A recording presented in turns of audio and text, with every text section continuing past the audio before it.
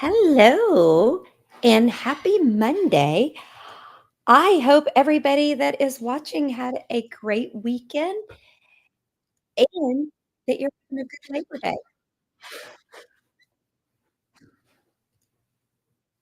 My computer just froze, which is always great right when I go live, but that's okay. It's Labor Day. Yes, I am in summer weather attire. You get my pool makeup and hair, which is nothing but sunscreen, waterproof mascara, and sunscreen for the lips that is tinted. So, I am Terry True Crime, and welcome to Midday Missing, where I cover current missing person cases. And in case you're new here, currently True Crime and Wine Time Productions produces the podcast True Crime and Wine Time, which does stream live every other Thursday. And then it is published a couple of weeks later to all podcast apps. Then we have the Hey Ho Show, the investigation into the disappearance of Chase Lackey, Night Court, Women on Death Row, of course, the show Midday Missing, and starting October 1st, my new series, which is very dark, is Dearest Mother's Darkest Secrets. It will premiere on October 1st. Unless you are a paid member to our YouTube channel, then you will receive all of those episodes a week early. Now, Dearest Mother's Darkest Secrets will only be on our YouTube channel. It will not be streamed on Facebook because, like I said, it's very dark. So we stream live several days a week. So you're going to want to be sure to subscribe to our YouTube page. It is completely free so that you don't miss anything. And it looks like we have a bunch of people on. Hi, Llama. Hi, Angie. Hi, everybody. So today we're going to first talk about Elizabeth Acton, who went by Betsy, which I think Elizabeth is the name that has so many different nicknames, whether it be Lizzie, Liza, Beth, Betsy. I think it's got a lot. So it's one of those names that's good because then the kid can pick what they want to be called, right? So, like I said, she was known as Betsy to her friends and family, and she disappeared on August 24th, 1994, from Colonial Beach, Virginia. Now, guys, her case, as most missing person cases do, remains a mystery, but it's a tragic one in this area because it's unsolved. And there's some disturbing circumstances and some lingering questions to those that who've known her and have been looking for her for a decade. So, guys, Betsy was a nurse from Lexington, Kentucky, who had dedicated her career to caring for others. And at the time of her disappearance, she was working as a nurse educator at Central Baptist Hospital. But like I said, she was known for her compassion and her professionalism. And she was well regarded by her colleagues. But like I said, she just decided to take a sabbatical. Okay.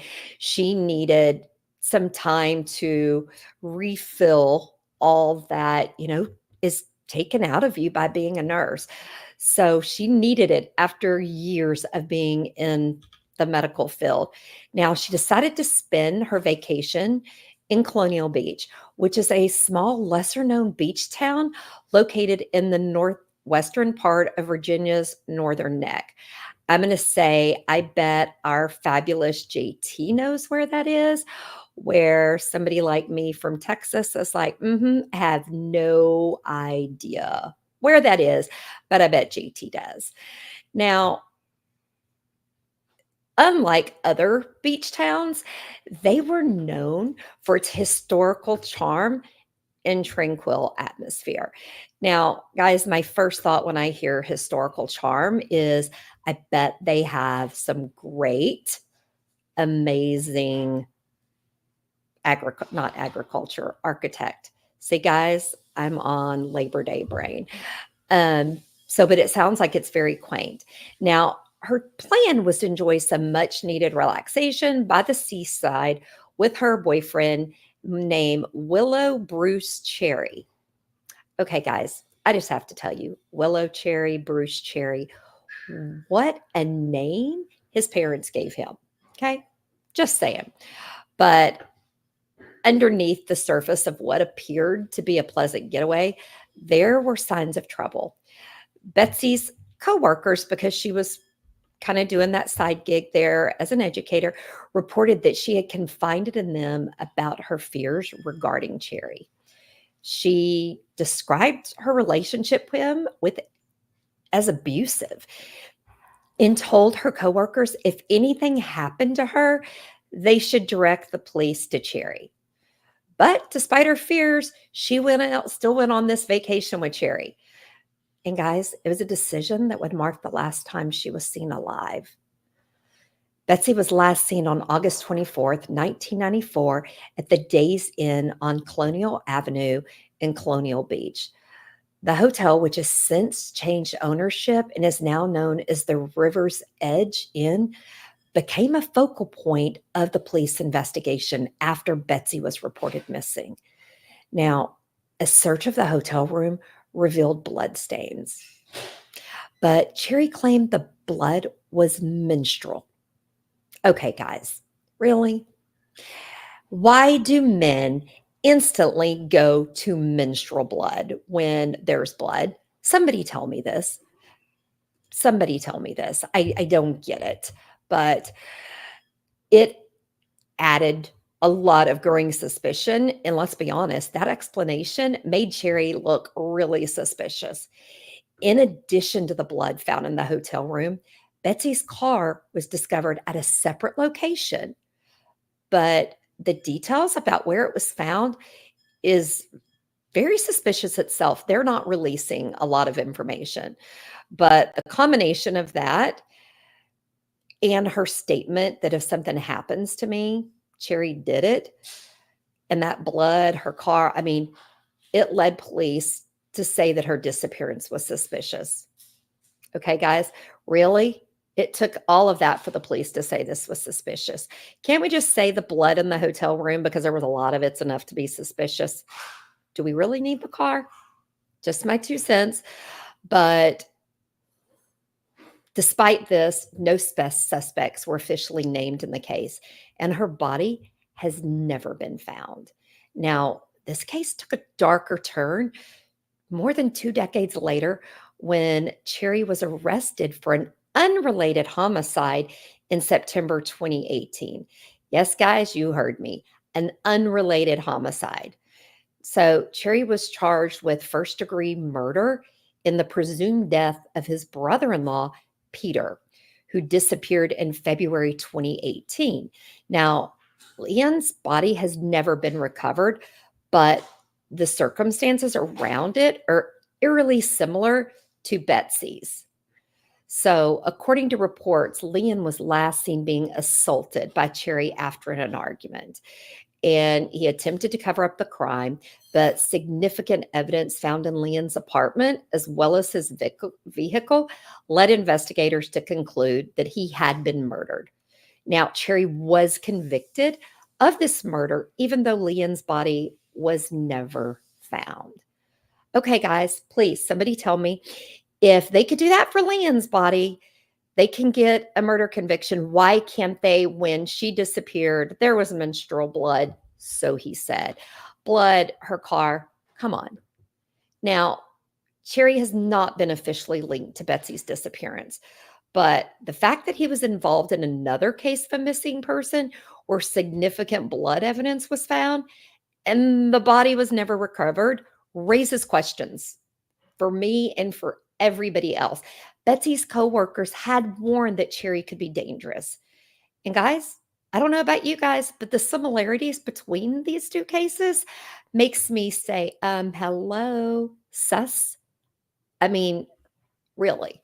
Now, Betsy's disappearance remains unsolved, and her case is a tragic reminder of the many missing person cases who've yet to receive justice. Betsy was a 41-year-old Caucasian woman with strawberry blonde hair, blue eyes. She stood 5 feet tall. Now, let's say that 5 feet tall exactly. She weighed 125 pounds at the time of her disappearance. If alive today, she would be 70 years old. So she was noted to have a scar on her abdomen. Now, they do presume she is deceased based off the blood evidence, and the fact that Cherry was involved with his brother in law's case. If you have any information regarding the disappearance of Elizabeth Betsy Jean Acton, please contact the Colonial Beach Police Department at 804-493-8066. Your information could help solve this case because, guys, Cherry's talking. So if you got a family member that's in prison with him, he's talking. So we need to get the family and, like I said, the police department. Guys, it would assume in my case that it would be easier to get a conviction on him since he's already been convicted of doing almost the same thing, right? So reopen that case, Colonial Beach, and take it to your DA and say, hey, they got him here with nobody. Why can't we? Right? Adds to, history, whatever it's called. So that's my 2 cents. Now, guys, we are going to stay in Virginia for this next case. Did not plan this. The cases are out there, they're researched, they're put on a spreadsheet, and I just randomly go in and pick the dates. So I often find it funny that just by the names, because I picked names, that this case is in Virginia. But this case is in Richmond, Virginia. So April 16th, 1990, in Richmond, Virginia, it became the backdrop for a tragic and unsettling mystery that still haunts the community over 3 decades later. That day, Jamal Abdul Farug, a 7-year-old boy, and his 8-year-old brother, Basil, which was dropped off at their mother's apartment on Clarkson Road by their stepmother. Sorry, guys, I'm going to get some water. I have a little bit of cotton mouth from all the cocktails at a pool party yesterday. So they were dropped off at the apartment by their stepmother. Now, what began as an ordinary afternoon would soon unravel into a heartbreaking tale of murder and a missing child. Okay. Jamal and Basil were left in the care of their mother, Tambra Ellis, who had worked the night shift and was in need of a nap. So at 2:30 p.m., the two boys went outside to play in the front yard while Tambra took a nap. But when she awoke, she says her world was turned upside down. Her sons were nowhere to be found. Tambra began a frantic search, scouring the local convenience store, the playground, and the surrounding areas. But she says with each passing minute, her anxiety grew. And after 45 minutes of searching, she contacted the police. This sparked the beginning of an investigation that shook the Richmond community. Richmond's a pretty safe place, was back then. Now, guys, 3 days later, on April 19th, 1990, the search for the boys took a dark turn. Authorities discovered Basil's fully clothed body in a Chesterfield County landfill, approximately about 10 miles from his home. Now, the grisly details of his murder paint a picture of unimaginable horror. Basil had been bound, gagged, and stabbed twice in the neck. His skull had been fractured post-mortem, and his small body had been stuffed into a plastic garbage bag and discarded in a dumpster, which ultimately led to the landfill. Now, I could not find why they decided to go look in the landfill. I'm assuming they had a tip, but this discovery of Basil's body raised fear for Jamal's safety. Had he met with the same fate as his brother, or did they kill Basil and want to keep Jamal? The police reclassified the case as a homicide investigation, and they launched an exhaustive search, focusing first on the landfill where Basil's body was found. But guys, they searched through the city dumpsters and the remainder of the landfill that they could, get to. No trace of Jamal has ever been found. Now, the hope that Jamal might still be alive began to wane with this, but authorities refused to give up. Now, in the days following the discovery of Basil's body, suspicion naturally fell on those closest to the boys. Investigators initially detained the father, Everett Abdul Farik, for questioning. Court documents later revealed that authorities suspected Basil had been injured or killed inside the Everett's residence, although no evidence has found to support this theory. Everett refused to take a polygraph test, citing his Muslim faith. Guys, I'm not sure why Muslim faith has anything to do with the polygraph test. I will tell you, most attorneys would tell you do not take a polygraph test. They are not admissible in court. And time again, it has showed people to not be lying, who was lying, people who said lying were not lying.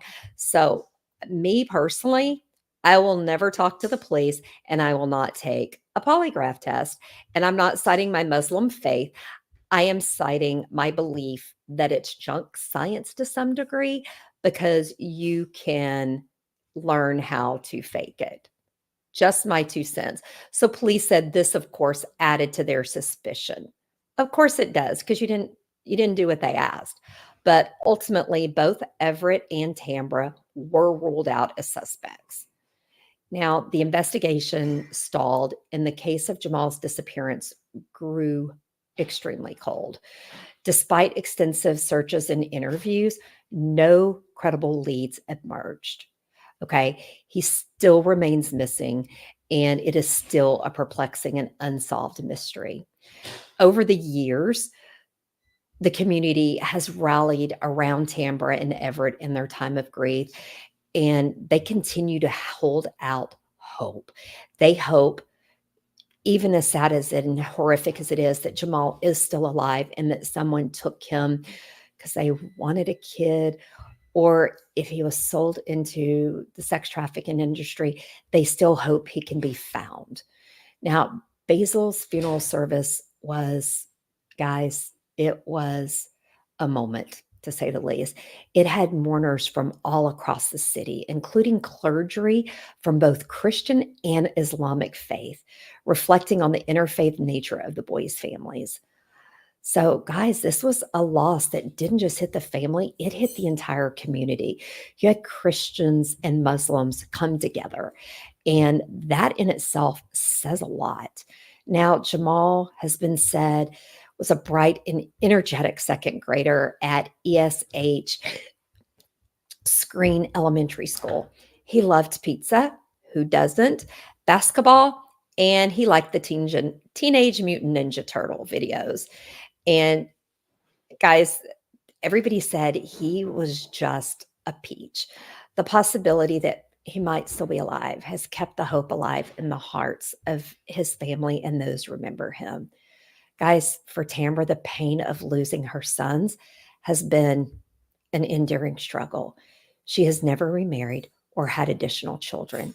And for years, she has carried a deep sense of guilt over what happened.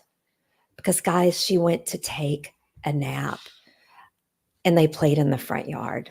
I mean, yet through the support of her friends, counseling, and her religious faith, Tambra has found a way to cope, although she says the scars remain.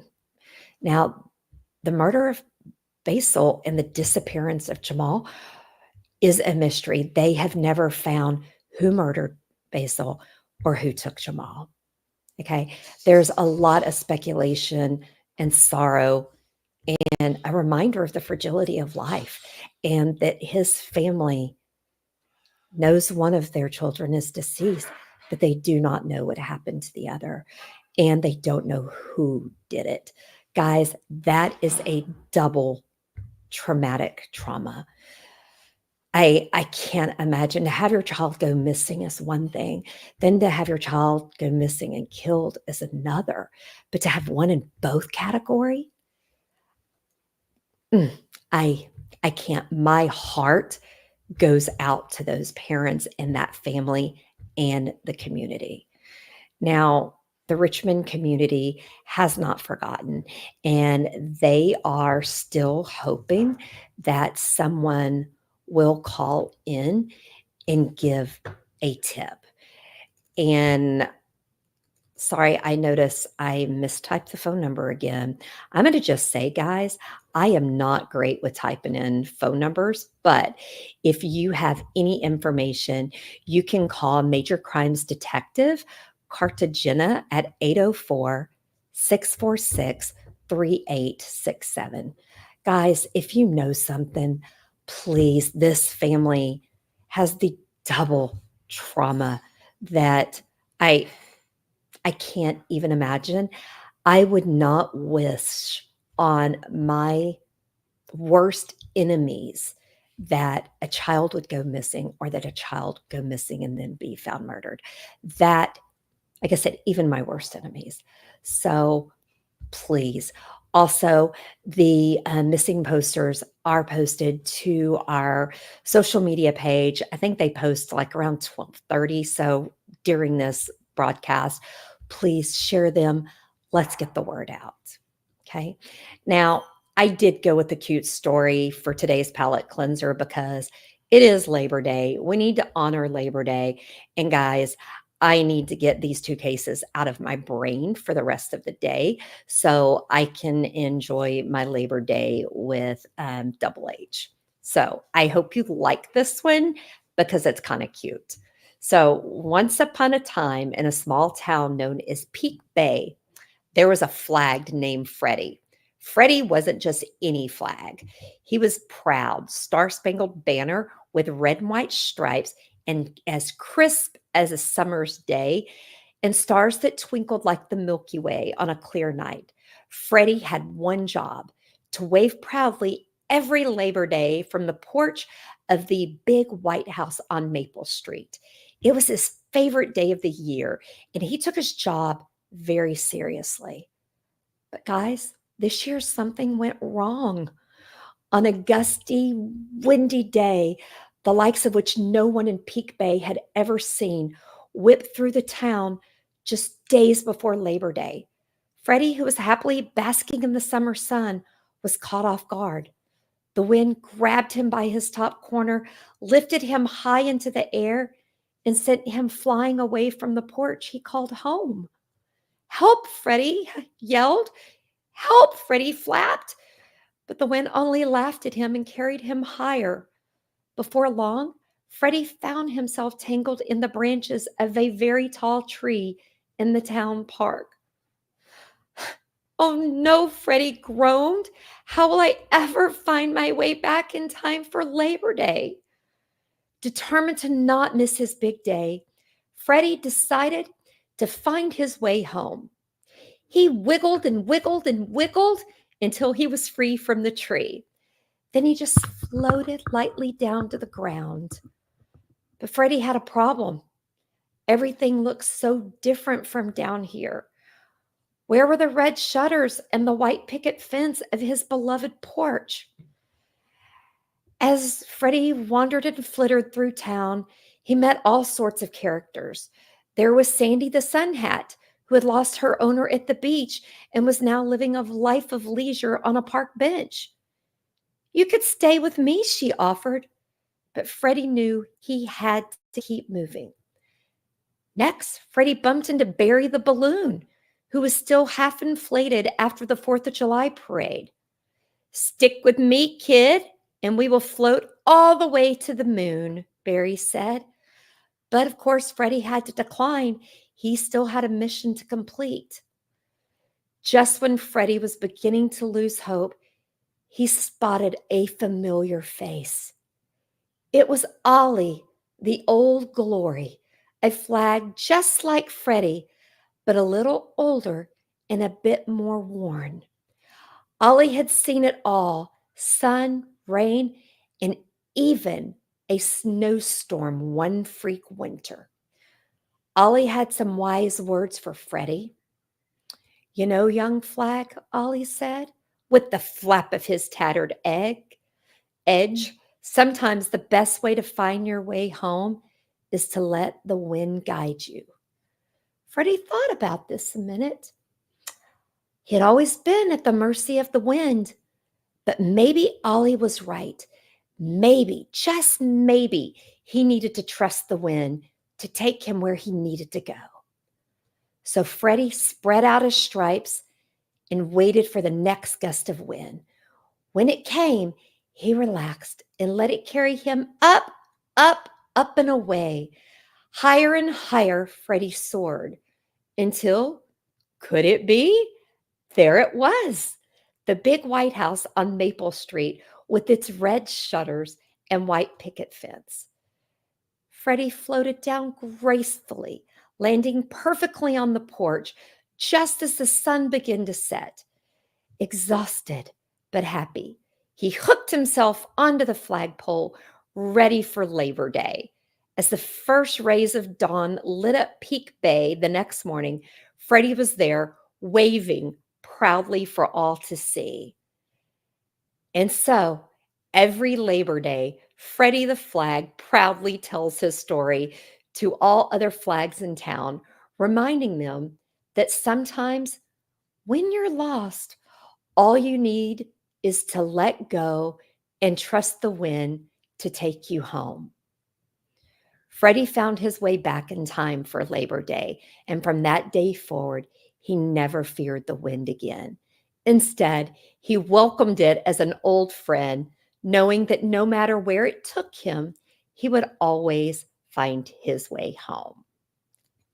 So, I hope you liked that. Like I said, I needed something to take my mind off of Basil and Jamal and Betsy because those were crazy. So, thank you all for joining me today. And I look forward to seeing you all again on Wednesday for our next episode of Midday Missing. And don't forget, you can join our Facebook group and also follow us on all of our social media channels. I have a new Facebook page called Terry True Crime where you get lots of antics and funny things that you don't see on the main podcast page. And don't forget, you can catch us here on YouTube and Facebook a couple of times a week where we live stream. Some recorded shows are dropped, but starting October 1st, some of our shows will only be on our YouTube channel. Remember, our YouTube channel is free, or you can subscribe and become a member. We have different tiers, and you get special content, members only content. You get things extra early, and we have some other surprises coming. So you might want to check it out. So, guys, enjoy your Labor Day, but please stay safe, watch out for crime, and enjoy your wine time, guys.